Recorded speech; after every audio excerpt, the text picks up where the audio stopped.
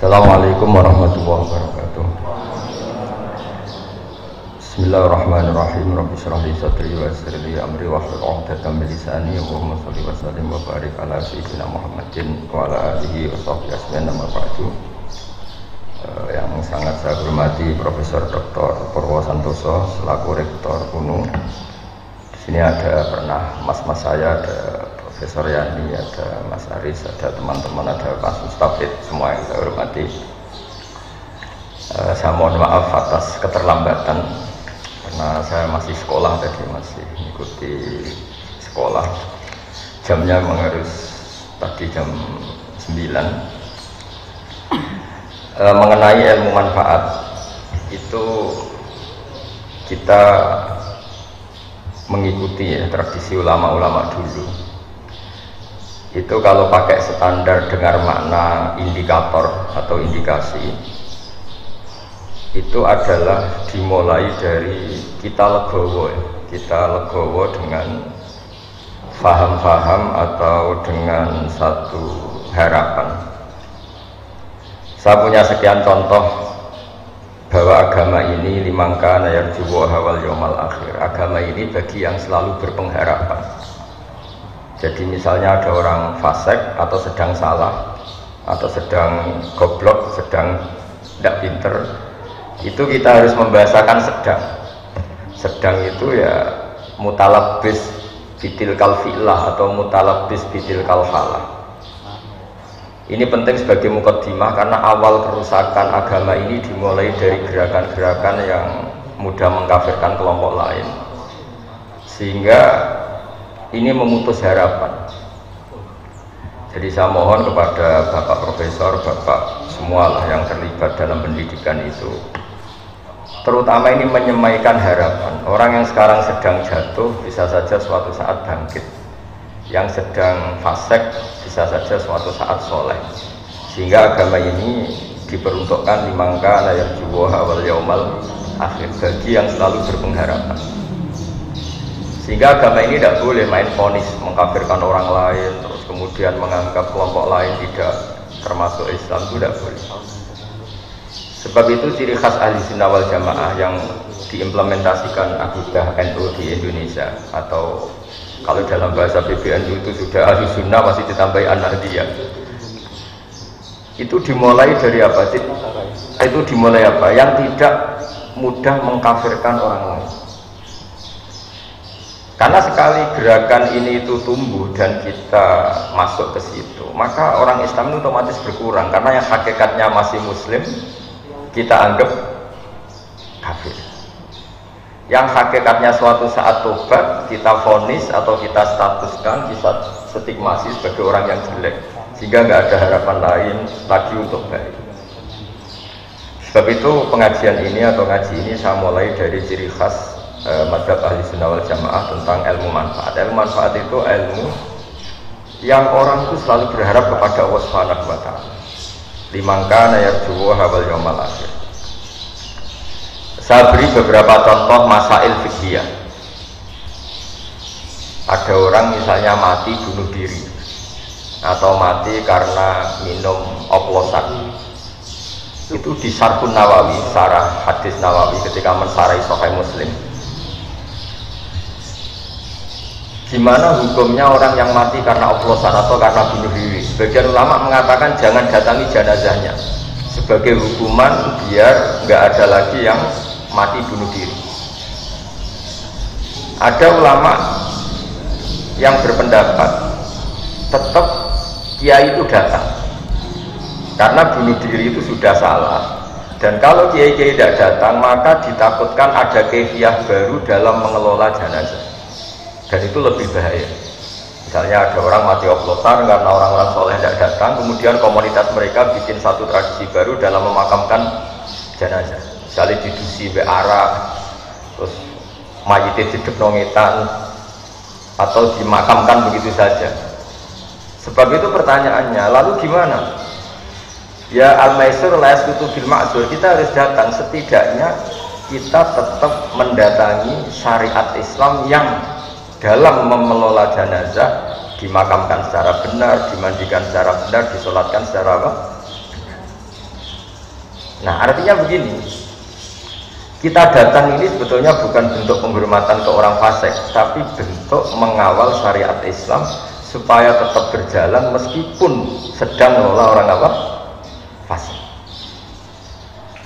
Jadi ini penting sekali saya utarakan supaya legowo kita sebagai pemandu ilmu atau pemandu mazhab Ahlussunnah wal Jamaah itu bukan urusan seneng dan tidak seneng, tapi kita ngawal syariat Islam ini kita. Caranya apa? Ya tadi selalu berpengharapan dimakan arjuwa wal jamaah. Kalau tadi dikatakan Pak Rektor misalnya susah menerapkan pesantren di kampus, tapi jangan pernah putus harapan. Al-Azhar itu ya kampus, tapi tradisinya pesantren. Di situ ada ijazah toreko, ada ijazah cara menghafal Quran secara benar, tapi tetap tradisinya itu kampus.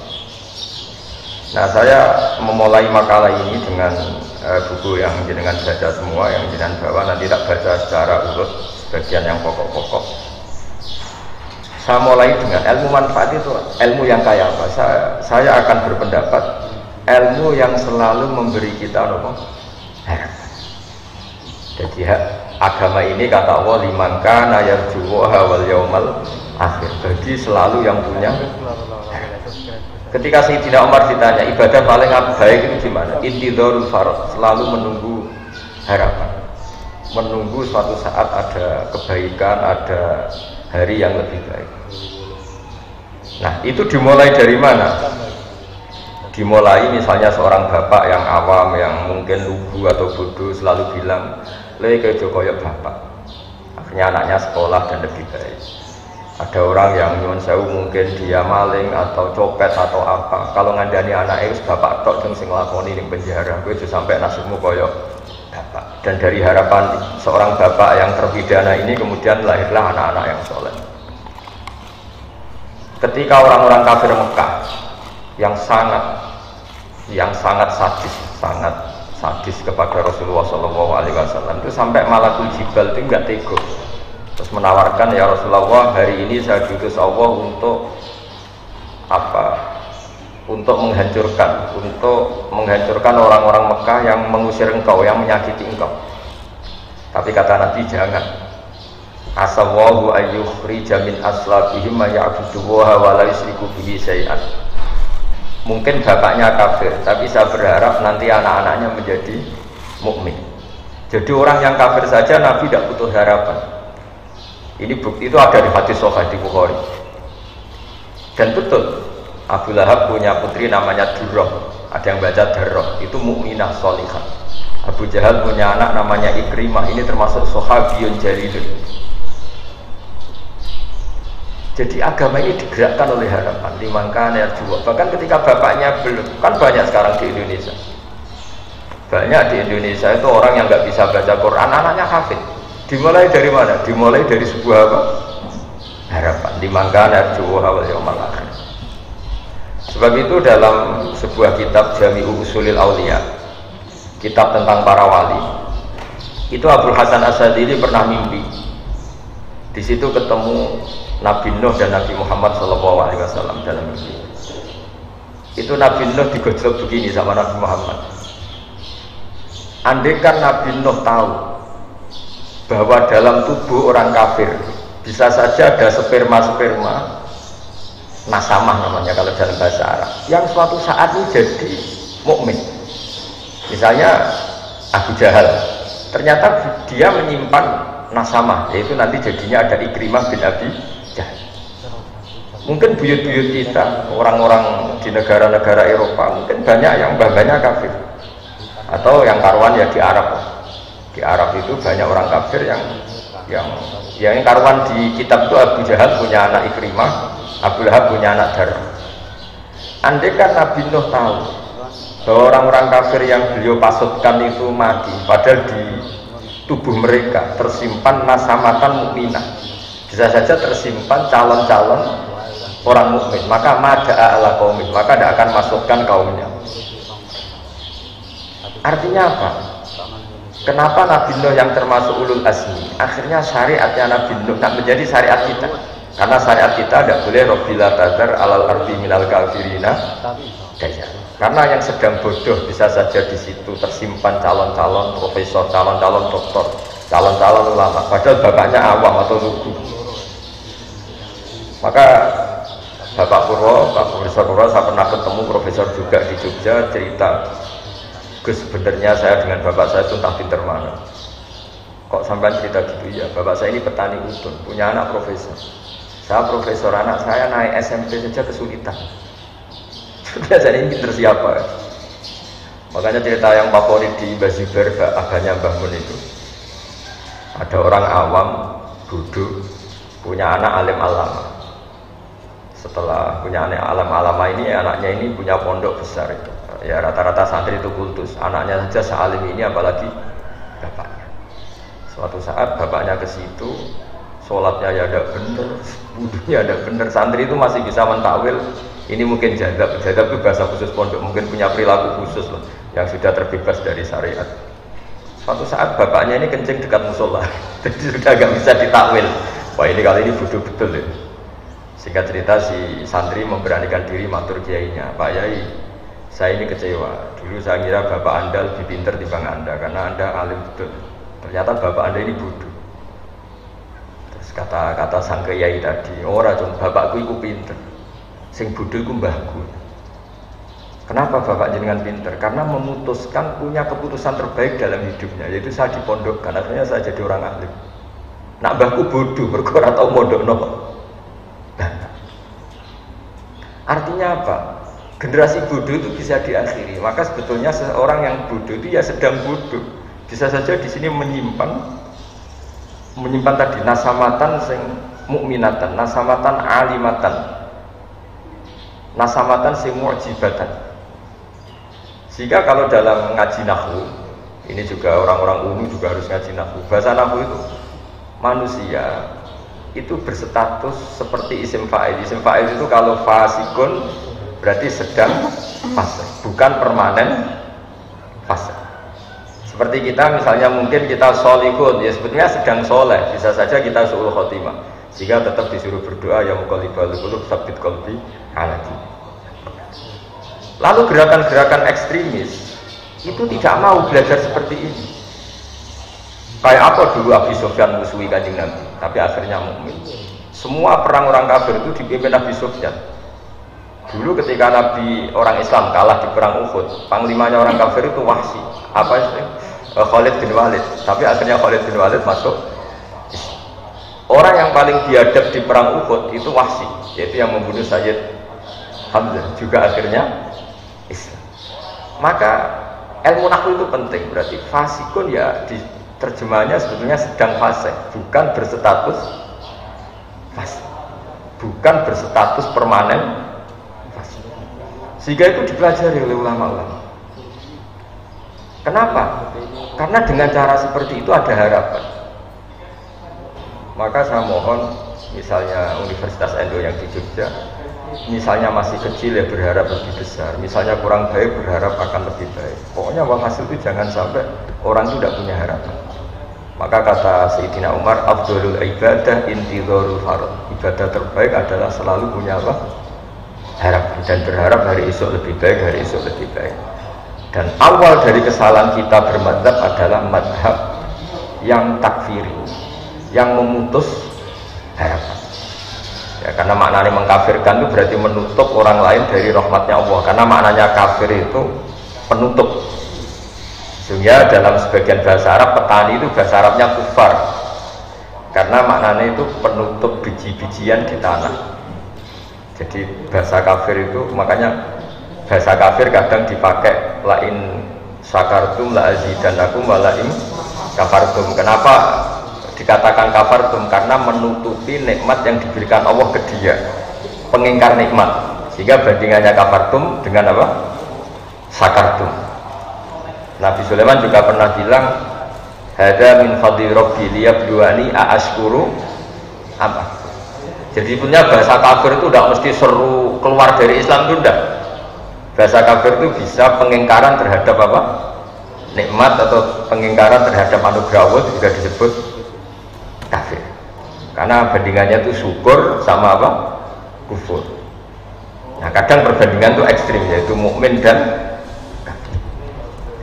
Nah ngaji ini memang saya mulai dengan rumus yang agak jelimet, tapi ini akan menjadi panduan untuk Nahdlatul Ulama, juga untuk para akademisi di kampus, bahwa semuanya itu dimulai dari harapan. Dulu kita dijajah Belanda 350 tahun, dan masyarakat kita zaman itu sangat terbelakang. Wong penjajah itu buruk, sudah buruk, kafir. Orang-orang tua kita nyeluk Belanda itu dorong. Wong penjajah berdiugang dorong. Mungkin andaikan saat itu ada pakar sudah putus asa. Bagaimana bisa menggerakkan masyarakat yang saking bodohnya itu penjajah dipanggil dorong. Kayak apa susahnya pas itu? Kita ini bisa menggerakkan masyarakat tuh kalau punya kesadaran melawan. Kok kesadaran melawan? Nganggep penjajah ini tuannya, majikannya. Kamu bisa mendidik orang melakukan perlawanan dengan cara berpikir seperti itu. Kayak apa susah? Tapi para pejuang kita, para ulama kita, para kiai kita tidak berhenti ada saja celah untuk mendidik mereka supaya mau melakukan perlawanan. Padahal saking lucunya, wong penjajah kok diundang dong. Duh, kayak apa? Susahnya apa? Tapi barokahnya punya harapan, bergerak, kemudian akhirnya kita jadi merdeka.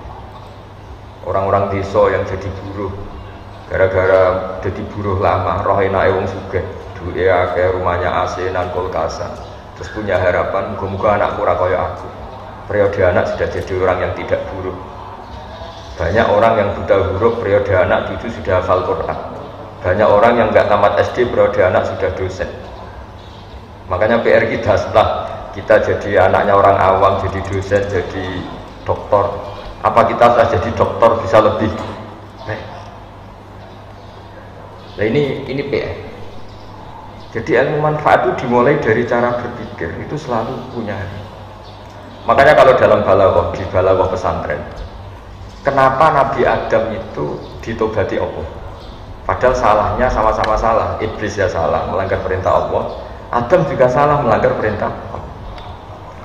Karena Nabi Adam itu bukan salah permanen, tapi sedang salah.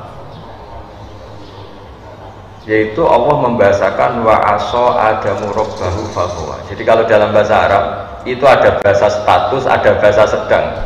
Misalnya begini, saya ini kan tidak penjahit. Saya ulang lagi, saya ini tidak penjahit.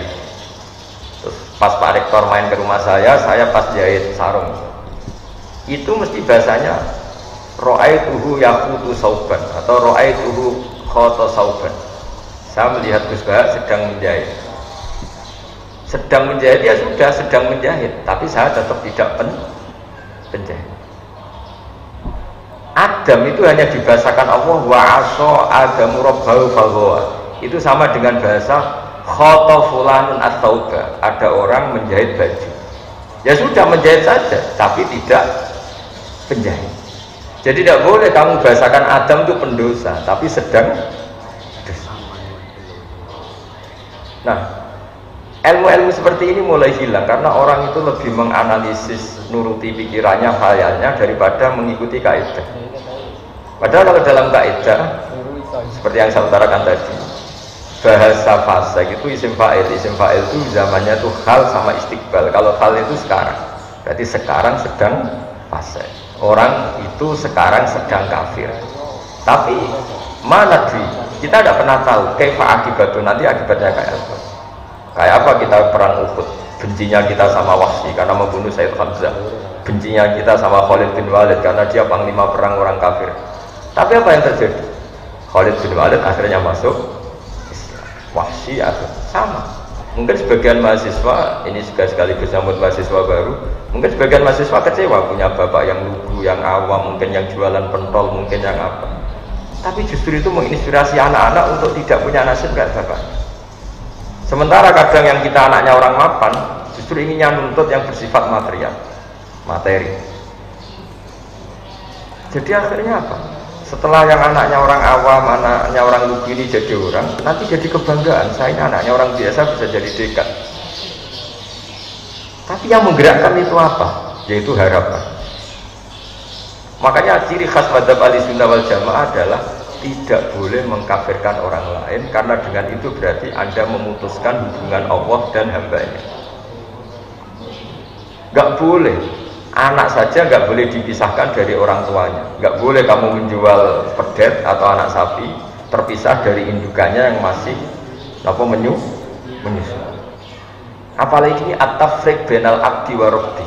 Kebutuhan dasar seorang manusia adalah berhubungan dengan Tuhannya. Lalu orang ini kita putus hubungannya dengan apa? Tuhan. Dan begitu seterusnya.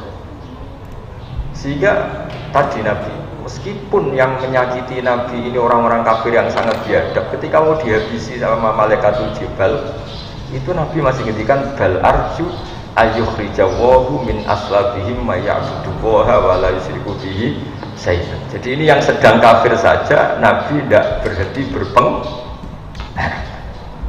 Saya sering ketemu bapak-bapak itu cerita ke saya, Gus dulu itu tidak puasa gara-gara anaknya ikut program Iqra atau Qiraati atau yang bu'al, pokoknya ikut TPA. Itu anaknya puasa masih kecil, karena masih kecil puasa itu digendong. Lama-lama bapaknya ini malu, anakku itu poso, akhirnya ikut poso. Kalau wisuda khataman Quran itu banyak bapak-bapak itu nangis. Kalau ditanya itu ya lucu. Beliau-beliau ini kadang tidak bisa baca Quran, anaknya bisa hafid. Wisuda kampus juga sama. Kadang bapaknya nyuruh saya wis pacaane gak parlentes, kowe tok duwe iso. Anaknya kadang kumplot. Coba kalau kita melihat orang awam langsung tidak berpengharapan, maka generasi berikutnya akan hilang. Karena kita memutus apa?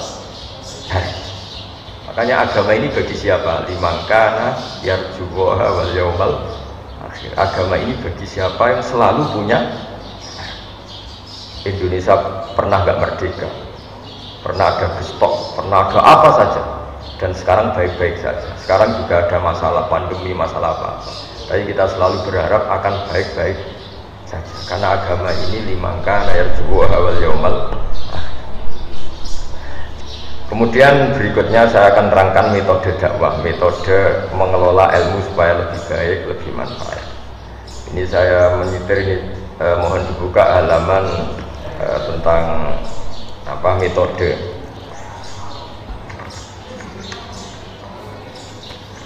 Tentang Sayyidina Umar diprotes sama beberapa sahabat karena beliau cara mimpin itu keras sekali. Kalau Abu Bakar lembut sekali, jadi sama-sama dua pemimpin besar dalam Islam. Yang Umar itu keras sekali, yang siapa? Abu Bakar lunak sekali. Halaman 25. Ya ini saya baca halaman 25. Jadi kan Rasulullah SAW kita tahu ketika intaqala ila rafiqil a'la, ketika pindah ke alam itu.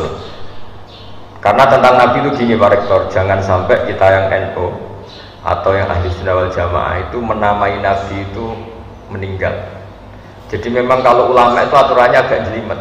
Pernah ada Imam Malik ketemu orang, ila aina anta, kamu kemana? Zurtu kubron Nabi, saya mau ke kuburannya Nabi. Itu dineng sama Imam Malik, orang itu gak ditanya. La tatul kubron Nabi wakul zurtun Nabi. Makanya orang Indonesia itu luar biasa. Yang paling awam pun kalau ditanya, kamu kalau haji mau kemana saja? Ziarah Kanjeng Nabi. Gak ada yang keterucut bilang ziarah kuburannya. Fa'inan Nabiya hayyun, karena menurut keyakinan kita Nabi itu masih hidup, hanya intikal pindah ke alam barzah. Sehingga orang Indonesia itu luar biasa. Orang paling awam pun kalau ditanya, kamu mau kemana setelah ibadah haji selesai? Mau ziarah Nabi. Gak ada yang menambahi kata kuburan. Itu sudah jadi kultur, sehingga mereka melafadzkan meskipun tidak paham ya ngomongnya gitu. Kenapa umroh? Sampai ziarah Kanjeng Nabi. Di brosur juga gitu, ziarah ke Nabi, bukan ke makamnya. Jadi itu kultur kita sampai seperti itu. Ya kita tahu Abu Bakar mengganti Nabi. Abu Bakar itu al-layyin, dia halus sekali. Resiko halus adalah ketika melihat kemungkaran juga tidak berontak. Dan itu masalah, karena ciri utama agama Islam itu nahi mungkar. Sehingga Abu Bakar justru merasa yang mengganti beliau itu harus figur yang mewakili nahi mungkar, karena beliau merasa mewakili amar ma'ruf. Sehingga sahabat tuh kaget sekali ketika ditanya siapa yang menggantikan engkau. Beliau menjawab Umar. Dua figur yang berbeda, perasaannya orang tuh nggak akan terlintas Abu Bakar kok memikirkan bahwa penggantinya itu adalah Umar, karena ini dua figur yang sangat kontras. Yang satu sangat lunak, yang satu sangat keras. Tapi kenapa akhirnya Abu Bakar itu minta diganti Umar? Kalau kita hidup di Jogja, di Solo, di kultur yang halus, mungkin seneng sama figur kayak Abu Bakar. Tapi misalnya Anda hidup di Kolombia, misalnya di daerah narkoba, di daerah-daerah yang keras, Anda akan butuh kayak Sayyidina Umar. Makanya dalam tarikh itu unik. Nabi pertama kali jadi Nabi dan yang Islam sudah ada beberapa, di antara yang sudah Islam itu Abu Bakar. Tapi Islam itu diteror oleh orang-orang kafir. Kalau mengaku Islam dijotosi, mengaku Islam disiksa. Sehingga Nabi itu angen-angen, waduh nak sing Islam melunak-lunak ini repot. Suatu saat Nabi jalan-jalan melihat Umar di pasar dan beliau sedang gulat. Jadi Umar itu preman, jadi kalau gulat itu menangan. Terus kata Nabi, Allahumma a'izzal Islam bi Umar, semoga yang mau Islam yang jenis seperti ini. Betul. Sebagai riwayat ada yang cerita Nabi doa Senin gitu, Kamis sudah Islam. Pertama Islam masuk Umar, Umar masuk apa? Islam. Apa yang dilakukan? Bikin pengumuman. Siapa yang mengganggu Nabi Muhammad SAW akan saya bunuh. Sehingga gentenan orang kafir yang delik, bukan lagi orang Islam yang delik, tapi orang kafir yang sembunyi. Dan awal itu pula dimulai fasda bima tu'mar. Artinya apa? Figur kayak Abu Bakar itu belum memenuhi kebutuhan ketika ketemu orang kafir-kafir yang rese tadi. Sama. Andai kan semua orang Islam itu lunak, itu nanti kalau ketemu yang harbi ya tentu yang kita masalahkan itu kafir yang harbi yang ingin merusak kita, bukan orang kafir yang mau berbaik sama kita. Walhasil singkat cerita Abu Bakar ini ingin diganti Umar karena ada kebatilan-kebatilan yang masif, ada kebatilan-kebatilan yang aktif. Singkat cerita ketika Umar mimpin ditanya sama Abdurrahman bin Auf, engkau mengganti orang yang sangat lunak sementara engkau sangat keras. Nah ini yang terus dijawab, ya Abdurrahman, wa wallahi laqad lintu linnasi hatta khasyitu wa fil lail thumma stadadtu alaihim hatta khasyitu wa fi syiddah fa'ilal makhraj. Jadi intinya gini ya, ini saya beri analogi. Kalau kita misalnya punya keluarga yang nakal, misalnya yang pergaulan bebas, kalau ketemu paman atau Pak D yang lunak, ngajak pacarnya di situ nggak ditegur, melakukan hal yang haram nggak ditegur, pasti ponakan ini berpikir wah nggak apa-apa, nyatanya Pak D saya nggak negur. Intinya apa? Kalau terlalu lunak menjadikan keponakan ini yang salah tidak tahu kalau itu salah karena nggak ditegur. Kebalikannya kalau pamannya ini terlalu keras, ponakannya juga nggak pernah main ke sini, jadi ya rapor berdidik, ke situ saja enggak. Jadi akibatnya sama, yang terlalu lunak ya nggak bisa didik karena membiarkan, yang terlalu keras juga nggak bisa didik karena ketemu saja enggak, karena ponakannya pasti ya berani ke situ. Intinya apa? Terlalu lunak ya masalah, terlalu keras ya masalah. Maka kata Sayyidina Umar, ketika aku pakai metode dakwah lunak, saya juga takut dosa. Karena lunak adalah bisa saja pembiaran terhadap maksiat. Tapi ketika saya terlalu keras, saya juga takut dosa. Karena keras itu menjadikan tidak berkesempatan komunikasi, tidak berkesempatan interaksi. Natijanya sama, hasilnya sama, sama-sama orang berdidik, tidak berkesempatan mendidik. Itu yang dimaksud Sayyidina Umar. Wallahi laqad lintu linnasi hatta khasyitu wa fil lan thumma stadadtu alaihim hatta khasyitu wa fi siddah. Jadi dakwah yang terlalu lunak juga masalah kayak tadi. Tapi saya ini cerita zaman dulu ya, saya tidak ingin dalam konteks bernegara yang baik itu ada ekstremitas, karena ini kan cerita zaman dulu orang kafir itu sangat ekstrim, mengancam membunuh yang mau masuk Islam, sehingga Nabi butuh figur orang kayak Umar yang berani ngancam balik, yang berani ngancam. Nah kalau dulu kan enggak, gara-gara belum ada Umar, Abu Bakar CS-nya hanya jadi objek intimidasi orang kafir. Tapi gara-gara Umar masuk Islam, Gantian Umar yang intimidasi mereka, dan barokahnya itu kemudian Islam nggak diganggu lagi. Nah artinya apa? Kita sebagai dai ini berkebutuhan macam-macam. Makanya terus di fikih disimpulkan jika ketemu orang kafir yang harbi, yang keras, kita boleh keras. Makanya qatilul ladzina yuqatilunakum, perangi mereka yang merangi kamu. Sehingga ulama dulu yang merangi Belanda, merangi Jepang karena mereka merangi kita. Tapi kalau mereka tidak merangi kita, tentu kita diharamkan merangi mereka. Nah, bayangkan misalnya zaman Belanda jajah kita, Jepang jajah kita, terus kamu fatwa yang lemah lembut, ya repot. Zaman itu ya nggak jadi merdeka dengan fatwa aja seperti itu. Nah, Islam itu menyediakan itu semua. Ada fatwa saat perang, juga ada fatwa saat negara normal. Kalau ketika negara normal ya fatwanya tentu bil hikmati wal mau'izatil hasanah. Tapi apapun itu sudah saya niati di sesi ngaji ini, saya akan cerita agama ini liman kana yarjuha wal yaumal akhir. Jadi cerita pokok yang ada di hadis sahih adalah ketika Malakul Jibal menawari Rasulullah SAW untuk menghabisi orang-orang kafir Mekah, Nabi ngendikan, tapi saya berharap dari anak turun mereka menjadi mukmin. Ini bapaknya masih kafir. Nabi berharap generasi ini selesai dengan melahirkan orang-orang mukmin. Jadi setelah Abu Jahal itu ya sudah selesai, karena Abu Jahal melahirkan orang namanya Ikrimah. Khalid lebih ngeri lagi. Khalid itu punya bapak namanya Walid. Wah, itu lebih parah lagi. Walid bin Mughirah itu biadab-biadabnya orang Mekah yang paling mengganggu Nabi. Tapi punya anak Khalid bin Walid yang nanti menjadi panglima terbaiknya umat Islam. Wahsy, kayak apa Nabi tidak senangnya sama Wahsy? Karena membunuh ahabban nasi ila Rasulillah. Sampai saking gak senangnya Nabi itu, sudahlah Wahsy, iman kamu saya terima, tapi tolong kalau ketemu saya kamu menghindar. Setiap saya melihat kamu saya akan ikan pamat saya Sayyid Hamzah. Tapi iman kamu sudah saya terima. Sehingga masyhur itu dalam sejarah, Wahsy ketika perang Yamamah yang dipimpin Abu Bakar, dia berkeinginan membunuh Musailamah al-Kadzab. Ada yang baca Musailamah al-Kadzab. Kata beliau, kata Wahsy, saya berjanji fakama qataltu ahabban nasi ila Rasulillah saat tulu abghadun nasi ila Rasulillah.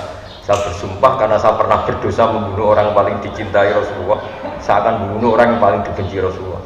Itu membunuh Musailamah al-Kadzab yang ngaku sebagai nabi. Artinya apa? Orang yang biadab Wahsy, yang bunuh Hamzah sampai seperti itu, kilaslah dibunuh, disobek perutnya oleh Hindun, kemudian jantungnya dikunyah. Kayak apa? Tapi Hindun akhirnya ya jadi muslimah, Wahsy jadi muslim. Nah kenapa bisa begitu? Karena selalu ada. Nah contoh terakhir, harapan yang tidak kesampaian tapi efeknya bagus. Abdullah bin Ubay bin Salul itu ketua orang munafik. Kayak apa fitnahnya Abdullah sama Rasulullah? Tapi ketika Abdullah bin Ubay itu meninggal, itu anaknya minta supaya Nabi itu ngasih gamisnya, sama Nabi dikasihkan supaya dipakai mengkafani siapa? Abdullah bin Ubay. Dan ini Ra'isul Munafikin. Bahkan setelah Nabi datang di jenazahnya itu, keluarganya minta supaya Nabi itu corong Jawa kan ngidoni, semua fisiknya disuruh ngidoni bin barokah untuk idoni kan tidak diturutin. Orang tuh heran semua, kayak apa salahnya Abdullah bin Ubay bin Salul sama Nabi. Nabi itu tiap jalan satu langkah, dua langkah, dihadang sama Umar. Amatadzak kata ya Rasulullah, qala Ubay kata wa kata. Engkau apa enggak ingat kayak apa Ubay menghujat engkau? Engkau apa enggak ingat kayak apa Abdullah bin Ubay mencibir engkau, menghina umat Islam? Hati ya Umar, sudah tanah saya Umar, kamu minggir saya mau ke sana. Sampai terakhir Nabi mau mensolatkan, sudah tak mau takbir, baru ada ayat turun, wala tusolli ala ahadim minhum mata abada wala taqum ala qabr. Terus Nabi gak jadi sholat. Tapi apa yang terjadi? Meskipun Abdullah bin Ubay akhirnya Nabi gak boleh sholat, aslama min qaumihi wa ashirati alfu ahli baitin. Karena sikapnya Nabi yang simpatik ini, keluarga Abdullah bin Ubay masuk Islam semua. Wah kok sebaik itu? Orang kok sebaik itu? Jadi artinya apa? Jangan-jangan orang yang sedang mati karena oplosan, punya ibu yang muslimah, punya keluarga besar yang muslim, sehingga ketika seorang kiai datang ini menjadi simpatik. Pak Yayu cek api ya masih anakku mati ini ya dihormat. Keluarganya Abdul bin Ubay gitu, wong kok api kayak Muhammad, nyelnya jangkar mereka masih munafik. Akhirnya mereka masuk Islam semua. Gara-gara melihat berkotu Rasulullah SAW betapa halusnya, dan itu menjadi manhaj kita. Jadi di NU itu ditonggo fasik, terkenal koruptor, terkenal macam-macam di undang-undangan ya teko. Itu bukan menghormati orang fasik. Wah ini berarti melegitimasi kefasikan. Dia sudah orang fasik kok datang. Sebetulnya itu mendatangi sebuah harapan, mendatangi sebuah harapan. Jadi kita berkawan orang fasik, punya berkawan dengan harapan. Jadi ini ciri khas madzhab-madzhab ahli sunnah wal jamaah, dan saya mohon ilmu ini menjadi ilmu yang jadi pegangan kita. Keempat, kenapa itu kita lakukan? Ini ada di kitab Hikam, pernah saya ajarkan juga ketika Fakultas Kedokteran UGM ke sini. Kenapa ini kita ajarkan? Yang keempat, ini contoh saya yang terakhir. Karena sebetulnya kita benci orang maksiat itu karena kebetulan orang itu tidak ada hubungan dengan kita. Misalnya begini, kamu dipisoi orang, kan memaafkan itu susah. Coba bayangkan yang misoi itu anak kamu kepada orang lain, kamu berharap apa? Orang itu memaafkan anak kamu. Kalau pertanyaannya, wah misoi kudu diwales, kudu ditabokin. Kalau orang mengumpat itu harus ditangani. Pertanyaannya, kamu fatwa gitu karena kebetulan yang salah bukan anak kamu. Coba kalau yang salah itu anak kamu berharap dimaafkan apa dipukulin? Dimaafkan. Makanya Nabi Ibrahim alaihissalam ketika diangkat di alam malakut kemudian melihat orang maksiat, menurut kamu Ibrahim orang-orang maksiat itu diapakan? Habisi saja ya Allah. Mereka hidup di bumimu, makan dari rezekimu, tapi maksiat terus. Sama Allah diturutin. Sampai 3 kali, ada 3 peristiwa. Ya, ada yang maksiat zina, ada yang maksiat maling, ada yang maksiat apa. Suatu saat Nabi Ibrahim disuruh nyembelih Ismail. Itu anakmu sembelih. Tidak bisa ya Allah, ini samrotu fuadi, ini buah hati saya, wafik ini kesayangan saya. Nah kenapa tidak boleh dibunuh? Ya ini kan kesayangan saya. Nah, ya kenapa? Ya karena anak saya. Terus kata Allah, kamu apa tidak ingat di malam ketika kamu saya mi'rajkan, itu hamba saya yang bikin saya, kamu enak aja usul kamu bunuh. Setelah saya usul supaya anak kamu bunuh, kamu tidak mau. Memangnya kamu lebih sayang sama anakmu ketimbang saya sama hamba-hamba, aku juga sayang. Enak saja kamu tidak ingin, tidak ikut bikin, hanya usul supaya tak bunuh. Semenjak itu Nabi Ibrahim sadar sebenarnya kebencian kita sama maksiat itu karena kebetulan itu udah anak kita. Coba kalau kamu jadi dosen lihat mahasiswa goblok itu mantelnya bukan main, tapi kalau itu anak kamu, wah dosen itu sing apian tuh, ora oleh kereng-kereng saate bocah. Kalau dalam guyonan saya sering sebagai kiai itu sering guyon. Kalau ada pembantu mecahkan piring dimarahin, itu pasti salahnya dua. Mecahkan piring dan tidak cantik. Sekali itu cantik, apa majikannya bisa marah? Itu pasti. Begitu juga wong nyulayani janji kok diamuk. Itu mesti orang atasan. Coba kalau yang nyulayani Pak Mustafid ini rektor, sepurane aku terlambat, dia betul nopo-nopo. Tapi kalau yang terlambat ini office boy atau karyawan, nggak disiplin, nggak profesional. Maka kalau ada kemarahan terhadap kesalahan, pasti sebabnya dua, salah dan tidak prospek. Ada, tapi ini nggak diomongkan, yang kedua ini nggak diomongkan. Nah itu semenjak itu sadar kearifan. Jangan-jangan kebencian kita terhadap maksiat itu sebetulnya bukan karena maksiatnya saja, karena kebetulan itu tidak keluarga kita, tidak anak kita. Nah kearifan-kearifan seperti ini itu harus hidup di komunitas Nahdlatul Ulama, di komunitas NU, umumnya di komunitas Islam. Jadi jangan belajar Islam dari segi lunak saja, karena nanti kan itu yang kamu ajarkan, nanti kita kesulitan cari metode ketika menghadapi penjajah. Itu ya ada momennya sendiri. Islam ekstrim itu ada momen ketika ada penjajah. Tapi ketika negara sekarang sudah normal, kita harus semua bil hikmati wal mau'izatil hasanah. Tapi apapun itu saran saya satu, orang nggak boleh nggak punya harapan, karena agama ini limangkana yarjuwa wal yaumal akhir, bagi yang selalu punya harapan. Saya kira demikian. Assalamualaikum warahmatullahi wabarakatuh.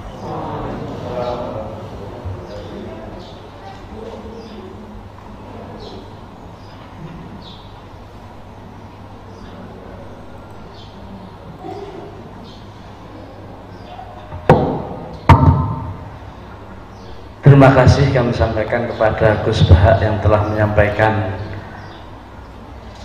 paparan tentang ilmu manfaat yang sangat padat dan sangat mencerahkan. Kata kunci dari ilmu yang bermanfaat adalah ilmu yang selalu memberikan harapan kepada siapapun, kepada masyarakat akan perubahan yang lebih baik, akan masa depan Indonesia yang lebih baik, akan kita sendiri yang lebih baik. Bukan ilmu yang memutus harapan, bukan ilmu yang menciptakan pesimisme, apalagi yang mencaci maki. Nah, saya kira itu poin penting dari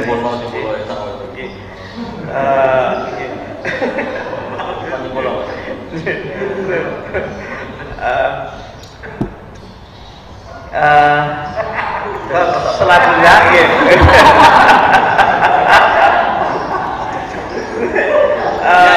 acara berikutnya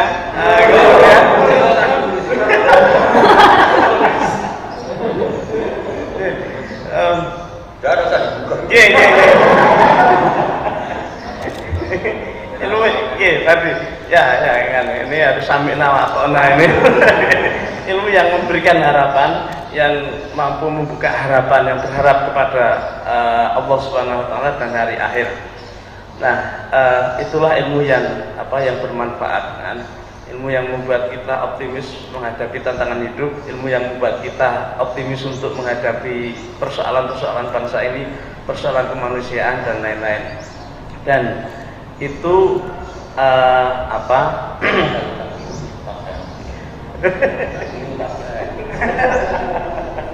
dan itu harus dimulai dari prinsip yang ada di Ahlussunnah wal Jamaah, yaitu cirinya adalah ilmu yang jadi salah satu ciri khas dari akidah Ahlussunnah wal Jamaah adalah yang tidak mengkafirkan orang lain, yang tidak mudah untuk menyesatkan orang lain atau mengkafirkan orang lain. Nah, di situ untuk mencapai itu dibutuhkan beberapa metodologi atau metode pengelolaan ilmu yang tadi disebutkan, bagaimana kita mengelola antara dua titik ekstrem, uswah yang dicontohkan oleh Nabi Musa alaihissalam, juga Nabi Isa alaihissalam, kemudian Sayyidina Abu Bakar radhiyallahu anhu, juga Sayyidina Umar radhiyallahu anhu, dua figur yang berbeda, yang sangat berbeda, akan tapi keduanya mampu menjawab kebutuhan masyarakat saat itu. Jadi kemudian pengelolaan ilmu adalah ilmu yang juga mampu menjawab kebutuhan masyarakat saat itu. Saya kira poinnya itu semoga yang saya simpulkan ini tidak salah kan? Kalau salah ditasek Pak Anies kan? Acara berikutnya adalah tanya jawab kan? Monggo kepada hadirin atau juga kepada mahasiswa yang kebetulan mengikuti secara daring untuk menyampaikan pertanyaan. Ini saya akan cek pertanyaan yang muncul di mana? Di channel YouTube.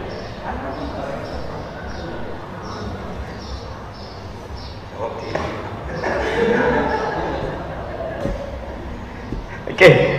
Gus, ada pertanyaan nih Gus. Yang pertama adalah dari mahasiswa teknik. Kapan ilmu yang baik itu menjadi ma'ruf dalam penerapannya? Tidak ada jawab dulu, nanti tak dulu tak.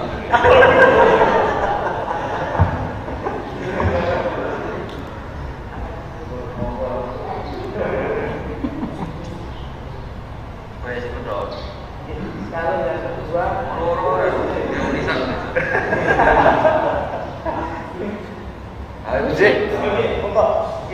mungkin satu itu bisa.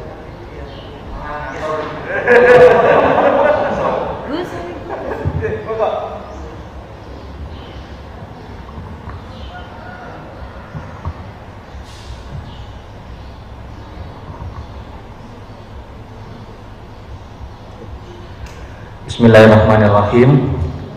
Nama saya Sauki, ingin bertanya kepada Gus Bahak. Yang pertama, menarik konsep dengan ilmu yang bermanfaat adalah ketika muncul pengharapan, sebuah pengharapan. Apakah ketika ilmu-ilmu seperti eksakta, seperti matematika dan sebagainya itu, bahkan mahasiswa baru itu, wah saya dah nggak berharap untuk, wah apa ada kuliah matematika ya? Apakah itu termasuk tidak bermanfaat? Terus yang kedua,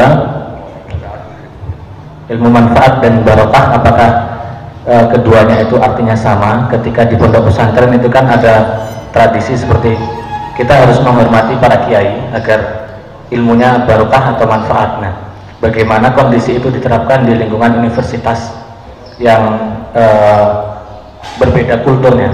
Terima kasih. Assalamualaikum warahmatullahi wabarakatuh.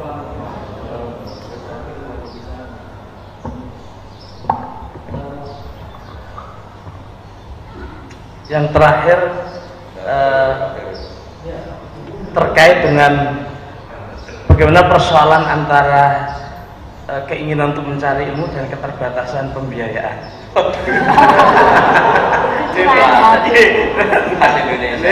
Ingin mencari ilmu yang bermanfaat, tapi karena saya dihadapkan oleh persoalan biaya, Gus.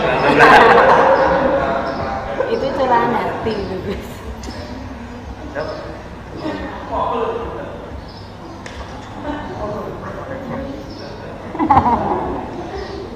Begini ya, jadi kalau mencari ilmu itu kan kalau dalam tradisi, sebenarnya itu nggak tradisi pesantren ya, tradisi Islam. Ada berdoain, ada berdukifaya. Kalau bicara tentang keterbatasan itu ya sebetulnya mesti ada keangkuhan. Misalnya orang miskin kok ingin cari ilmu, misalnya mondok sampai Mekah atau sampai Amerika, itu pasti terbatas. Jadi makanya kalau di ilmu tasawuf, orang miskin itu tidak ada. Yang menjadikan miskin karena kamu tamak, tamak itu ingin. Jadi coba misalnya kita punya uang 1 juta per bulan, mampu 1 juta, terus mondok yang 1 bulan 200.000, kan kita kaya karena mampunya 1 juta, mondok hanya 200.000. Tapi kalau punya uang 1 miliar tapi ingin sesuatu yang nilainya 2 miliar, maka agak kesampaian. Sehingga kalau dalam ilmu tasawuf itu yang menjadikan kamu miskin itu ya keinginan kamu. Ya, yang menjadikan kamu miskin atau merasa terbatas itu ya keinginan kamu. Makanya pernah ada orang, saya berkali-kali cerita, pernah ada orang miskin, tidak cantik lagi, soal saya, Gus saya ini doain supaya suami saya kaya. Terus saya bilang, sudah ada usaha. Kenapa? Nanti kalau suami kamu kaya, pertama yang dievaluasi rumah, ditata, kedua mobil ganti alat, ketiga kamu. Karena sudah kaya gini kok istrinya jelek. Terus akhirnya udah Gus gak usah didoain kaya gitu. Karena pasti tadi lama-lama jadi target evaluasi. Setelah suami ini kayak yang dievaluasi pertama mungkin rumah, habis itu mobil, lama-lama apa coba?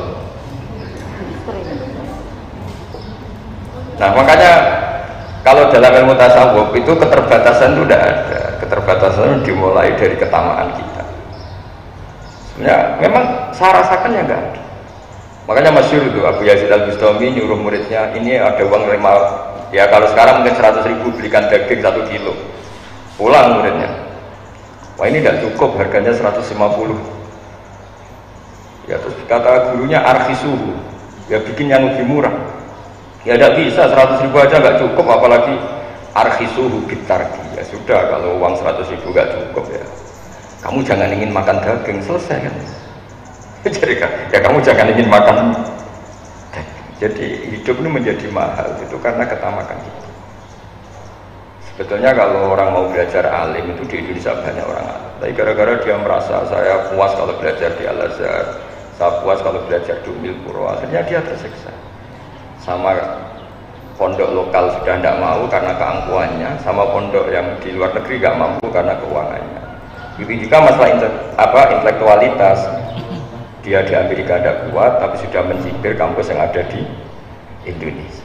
Jadi makanya kalau belajar ilmu pesantren itu nomor 1. Karena barokahnya tasawuf itu orang bisa mengukur. Misalnya gini, ada cowok umumnya kan seneng cewek cantik, harusnya dia mengukur. Kalau saya dapat orang cantik yang nilainya di atas saya, berarti saya objek cibiran. Tapi kalau dapat yang sebawah saya yang subjek. Jadi ya keren lah, daripada dinyek mendingan ngenyek. Ya maksud itu dia perhitungan, tapi kan lumayan akhirnya daripada nuruti tamaknya tapi tidak kesampaian. Kalaupun kesampaian dia tidak posisi subjek tapi posisi apa? Objek. Daripada tangganan kiai top jadi penderek, mendingan yang di shelter belakang jadi aktor kan. Jadi itu ada perhitungannya. Dan ilmu tasawuf itu mengelola itu. Makanya di pondok, di ilmu tasawuf itu nggak ada orang medit. Yang ada itu orang tamak. Karena begini, Pak Rektor, kalau dalam berpikir tasawuf itu, kamu sampai menghukumi orang lain kikir atau medit, itu karena kamu punya keinginan. Coba kalau kamu enggak. Makanya saya itu sering sama ngandani orang-orang yang ngundang saya. Orang undang saya itu berjudi, karena gara-gara ingin undang itu gampang kecewa kalau saya tidak bisa. Coba kalau dari awal gak ingin undang, kan gak pernah kecewa. Kamu menghukumi teman kamu medit itu karena kamu ingin utang, coba tidak pernah ingin utang, kan gak pernah menghukumi itu medit. Jadi makanya kita pasal tidak pernah kritik medit, karena sebetulnya medit itu diawali dari orang berharap. Coba hubungan kamu dengan Pak Rektor ini baik-baik saja, tapi sekali kamu punya keinginan, Pak Rektor tolonglah saya ini dinaikin, masa jabatan saya gini jadi dok naikkan sedikit, terus gak diturutin, wah rektornya bakhil ya. Makanya saya itu sering ngumumkan, saya ini kan sudah ngaji murah, ngaji gak usah biaya, ngaji gak usah diundang, supaya ini murah, sekali berkeinginan, ini potensi kecewa. Saya ini kan ya sibuk, urus anak, urus pondok, tapi kalau orang undang gak diturutin ya kecewa. Diturutin, ngecewakan santri saya, jadi makanya orang undang saya harus istighfar, karena mesti salah. Orang mungkin salah, mesti salah. Saya sendiri juga istighfar, karena kalau ada orang undang tidak bisa, juga merasa salah. Saya pernah didatangi undangan dari Kalimantan, gubernur kesini jauh-jauh, kesini saya mohon sekali gini-gini. Ya, saya bilang, saya juga mohon sekali jangan maklumi saya. Ya sama-sama nggak bisa. Karena itu cara ilmu tasawuf itu kecewa itu dimulai dari keinginan. Makanya ilmu tasawuf yang dikritik itu tamak. Coba kalau ada orang kamu bilang sombong, kenapa? Banyak orang meliti di jalan, kamu udah bilang sombong. Tapi ketika Anda berkeinginan untuk dihormati, misalnya kamu tanya, terus bayangan kamu kalau tanya itu kan dijawab pakai tangan kanan, orangnya naik motor ya turun dulu. Ternyata enggak. Tahu rumahnya Gus Bah, gak ngerti. Jawabnya pakai tangan. Wah, orang itu sombong sekali. Kenapa kamu punya sombong? Karena kamu punya keinginan. Kalau kamu nggak punya keinginan, orang itu kayak apa kan kamu tidak mendesak untuk menvonis sombong apa enggak. Makanya ilmu tasawuf itu ilmu yang ngelola kun murodan walatakun murid, dan sudahlah hidup itu jangan banyak karep, nanti banyak kecewa. Ya memang harus dilatih, ini kan ngaji NU ya, harus dilatih. Orang itu supaya agak kecewa, jangan banyak. Makanya saya sering bilang ke istri saya tuh bayangkan istri kalau saya datang dari Jogja, saya sampai sekarang ke Jogja itu ya sering gitu. Bayangkan saya pulang itu pokoknya istri saya masih hidup, masih sholat, masih Islam, itu udah gak pernah bayangkan datang, disambut, dibikinkan teh, mari kecewa. Jadi saya biasa datang tuh ya istri saya tidur, dia tidur, anak saya udah gitu aja. Karena sekali saya punya harapan mesti kecewa. Bayangkan perlakuan istri seperti ini gini. Jadi kalau orang kecewa itu karena khayalnya sendiri, karena harapannya sendiri. Nah itu yang nggak dipelajari di kampus. Jadi ilmu tasawuf itu ilmu yang ngelola itu. Makanya saya bayangkan misalnya Universitas NU Jogja memperlakukan saya gini aja, ini sudah bagus, nggak ada pernah harapan lebih, kecewa nanti. Jadi itu ilmu tasawuf. Jadi apa hidup itu dianggap selesai. Saya bayangkan nanti mati itu ya mati aja sudah. Bayangkan surga itu yang gampang-gampang saja. Nah masalahnya sekarang orang itu harapannya tinggi, fisiknya tidak cukup, keterbatasan ya. Makanya ada keterbatasan.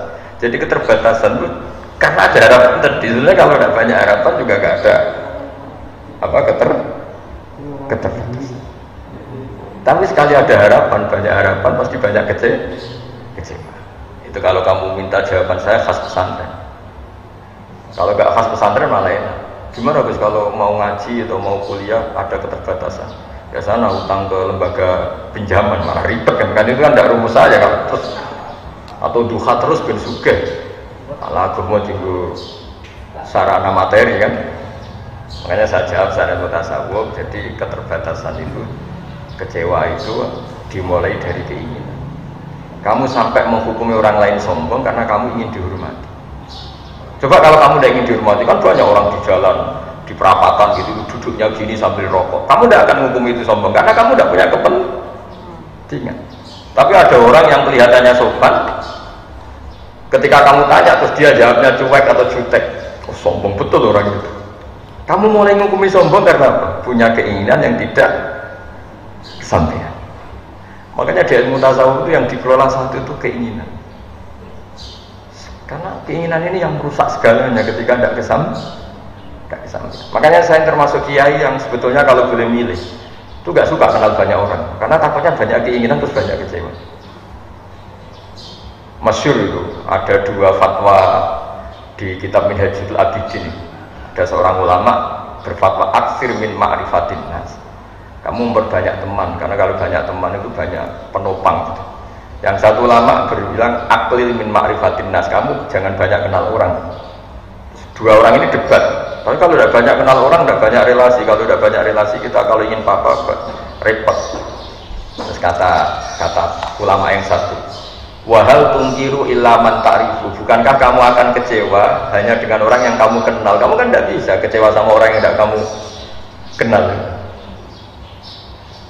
Jadi pertemanan itu ya juga harus siap kecewa, karena kamu pernah putus cinta sama orang yang tidak pernah kamu pacarin, kan tidak pernah. Soalnya ada artis romantik, wah saya putus cinta dengan dia, kan tidak bisa seperti kenal saja, enggak. Dan kamu tidak dulu ketika yang cantik ini pacaran sama orang lain. Tapi pacar kamu sekriting ngelek, kok lanang dia senyum cemburu. Gara-gara apa coba? Kenal dan berpengaruh. Jadi, nah bayangkan kalau semua orang itu berharap sama presiden, ya tambah kecewa. Berharap sama menteri tambah kecewa. Termasuk berharap sama kiai. Bayangkan kiai itu ya baik, kalau ada tamu ditemuin, kalau diundang yang mau. Ya gara-gara bayangkan gitu terus dia gampang kecewa. Dia nggak mikir kalau kiai ya punya urusan, itu nggak mikir dia. Dia pakai versinya sendiri. Ya sama seperti suami, bayangkan kalau dia datang istrinya bangun bikinkan teh, padahal istrinya baru tidur 10 menit, turun lagi 10 menit tangi mari sirah ngeluh udah dipikir. Kalau saya termasuk dia yang marah, jadi normal. Saya tidak pernah bayangkan datang terus disambut istri. Saya bayangkan kalau dia baru tidur 10 menit saya gugah untuk bikin teh kayak apa. Saya kalau tidur 10 menit itu ya bangun itu ngeluh gak enak. Itu sudah bayangan saya datang istri saya masih hidup, sudah bagus. Sudah bagus. Dengar kabar masih sholat ya bagus lagi. Dengar kabar masih sujud ya bagus. Karena nanti ini terindah dia, terindah status istri kita karena pernah sholat, pernah sujud. Apa nanti di akhirat ada pertanyaan, kenangan terindah saya sama istri itu dibikinkan teh? Tidak ada. Jadi orang itu berpikir yang waras, tidak usah neko-neko. Makanya Sayyidina Utsman ketika dikepung orang-orang Khawarij, itu ketika ada acara sholat itu beliau makmum orang yang ngepung beliau. Orang itu tidak ikhlas. Orang yang mau niat buruk kok beliau makmum.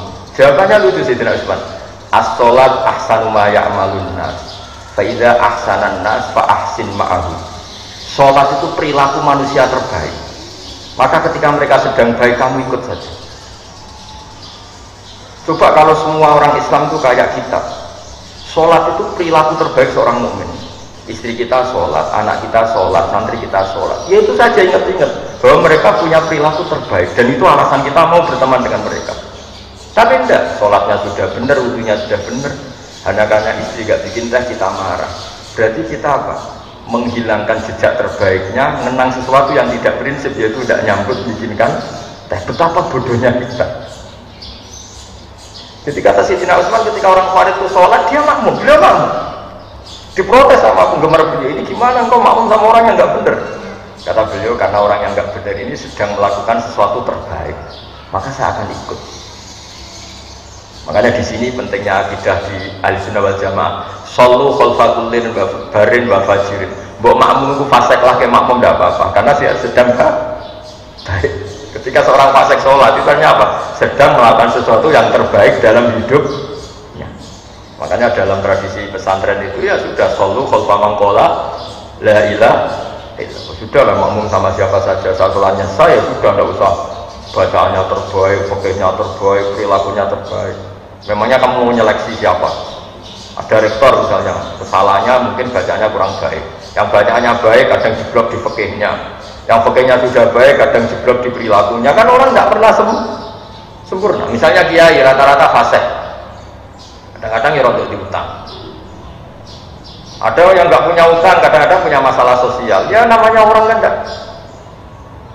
Makanya Nabi pernah ngendikan sallu khalfa man qala la ilaha illallah. Kenapa itu? Karena perilaku manusia terbaik ya saat sholat itu. Makanya pentingnya sholat jamaah ya di situ. Makanya Sayyidina Utsman nyentek saja, beliau makmum orang yang mau menyakiti beliau. Ketika diprotes sama siapa? Tadi itu ada di Bukhari itu ketika cerita Utsman dikepung. As-sholat ahsanu ma ya'malun nas, fa idza ahsanan nas fa ahsin ma'ah. Kamu juga harus berpikir begitu tentang istri kamu, meskipun dia salah dalam mengelola rumah tangga, salah dalam menjamu Anda pas makan. Kamu anggap itu sepele, ini mata ujiannya.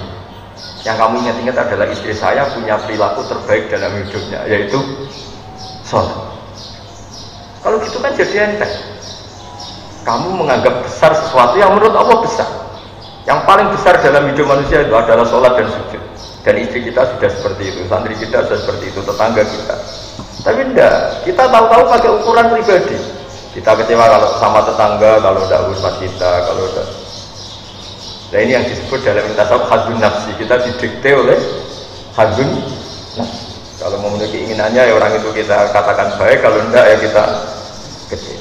Nah bayangkan kalau agama ini dibawa orang-orang seperti ini.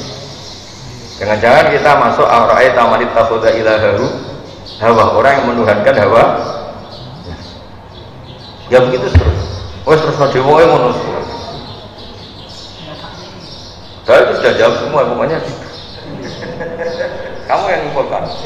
Ini Pak Mustafa itu.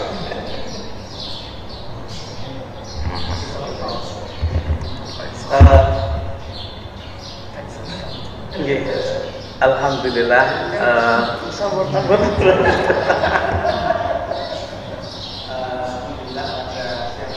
Kayak iso.